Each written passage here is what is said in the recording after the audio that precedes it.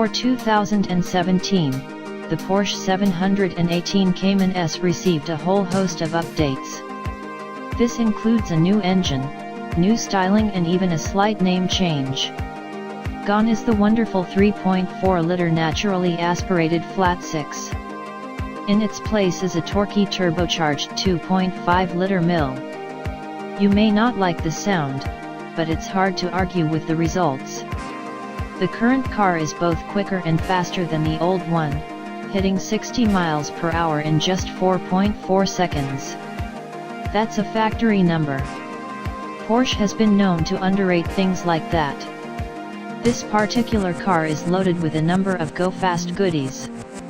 This includes the PASM Sport suspension that combines a 0.8-inch ride height reduction with Porsche's active dampening system.